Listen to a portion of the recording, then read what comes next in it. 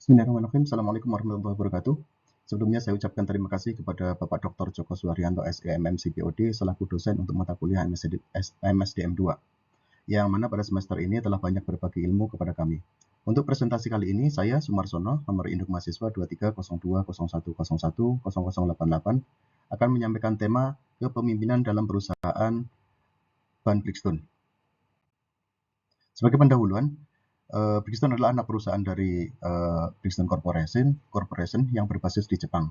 Kemudian punya visi misi menjadi pemimpin dan solusi mobilitas yang berkelanjutan di Indonesia dengan fokus pada inovasi dan kualitas produk.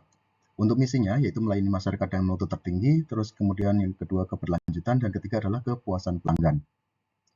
Untuk struktur organisasi di sini terdiri dari 4 divisi, yaitu divisi produksi, terus kemudian divisi penjualan dan pemasaran, terus kemudian divisi riset dan development, yang ketiga adalah divisi SDM. Kemudian untuk produk-produknya ya tentunya adalah Brixton Indonesia terus berinovasi untuk memenuhi kebutuhan pelanggan dan mendukung keberlanjutan global melalui produk dan layanan berkualitas tinggi. Di sini adalah produk-produk contohnya yaitu Potensa, Turansa, Ecopia, Alensa, Dealer, Techno, dan Duravis. Di sini saya akan menyampaikan ada 8 jenis kepemimpinan. Yang pertama adalah kepemimpinan autokratis, di mana menurut Syagian tahun 2016, kepemimpinan ini adalah memiliki kontrol penuh dan membuat keputusan tanpa melibatkan bawahan. Kemudian yang kedua adalah kepemimpinan demokratis.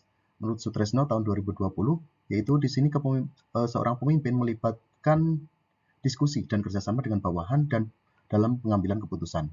Kemudian yang ketiga adalah jenis kepemimpinan laissez-faire.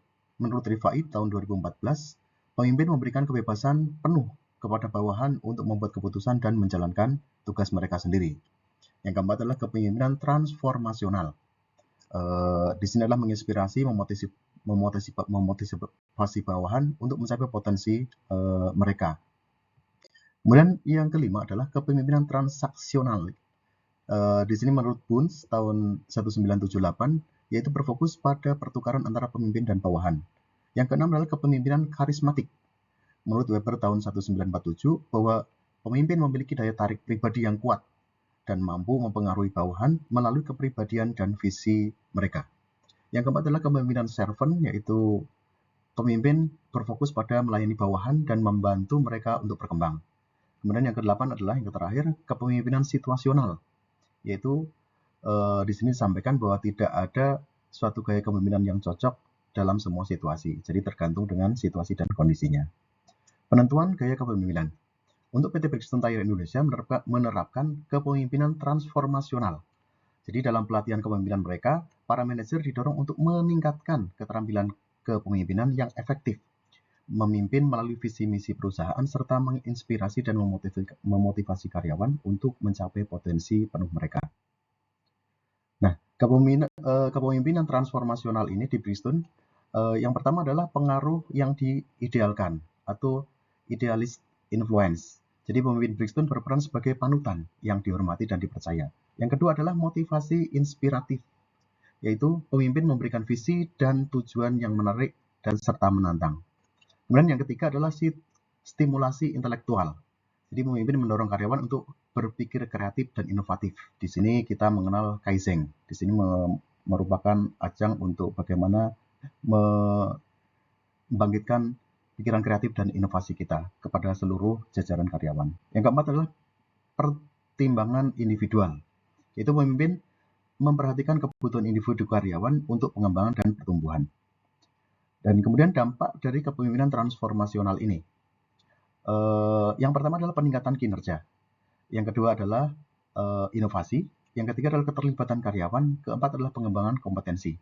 Dan dengan menerapkan gaya kepemimpinan transformasional ini, maka Brixton mampu menciptakan budaya kerja yang positif sehingga bisa mencapai tujuan perusahaan. Kelebihan dari tipe kepemimpinan transformasional ini.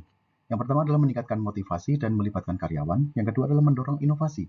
Yang ketiga meningkatkan kepuasan kerja. Yang keempat mengurangi turnover karyawan. Dan yang kelima adalah meningkatkan kinerja organisasi. Namun di balik kelebihan itu juga ada kekurangannya. Yang pertama adalah ketergantungan pada pemimpin. Yang kedua adalah resistensi terhadap perubahan. Jadi mungkin beberapa karyawan mungkin tidak merasa nyaman dengan perubahan yang terus-menerus. Yang ketiga adalah tuntutan tinggi pada pemimpin. Jadi bisa jadi nanti suatu saat akan kelelahan dengan banyaknya tekanan. Yang keempat adalah kesulitan dalam implementasi, dan yang kelima adalah potensi konflik. Yang dimungkinkan adalah konflik internal. Kemudian berikutnya adalah pengembangan sumber daya manusia. Yang pertama untuk MSDM di Brixton yaitu peningkatan program pelatihan dan pengembangan. Jadi pelatihan ini dilakukan secara berkelanjutan. Terus kemudian seperti pelatihan keterampilan yang dicontohkan itu adalah pelatihan keterampilan teknis. Terus kemudian ada juga ilmu kepemimpinan dan pembelajaran secara berkelanjutan. Di sini kita mempunyai organisasi namanya GMAC untuk khusus training ini. Kemudian yang berikutnya adalah mentoring dan coaching. Yaitu Brixton menawarkan berbagai peluang pengembangan karir yang menarik bagi karyawan dan calon karyawan. Yang pertama adalah dengan program magang Bi-Intern. Ini untuk mahasiswa. Kemudian yang kedua adalah peluang karir global. Jadi bisa bekerja di lintas pabrik Brixton di dunia. Kemudian yang ketiga adalah pengembangan karyawan. Untuk pengembangan sumber daya manusia yang berikutnya adalah dengan penguatan komunikasi internal, yaitu transparansi, informasi, kemudian adalah ada feedback dua arah. Yang ketiga adalah peningkatan keterlibatan karyawan dengan program keterlibatan, membuat program yang meningkatkan keterlibatan karyawan dengan berbagai momen seperti Kaizen dan lain sebagainya. Kemudian yang berikutnya, yang keempat adalah keseimbangan kerja hidup. Di sini dicantumkan juga tentang WLB, work-life balance. Jadi bagaimana karyawan supaya bisa membagi waktu di pekerjaan dan di rumah.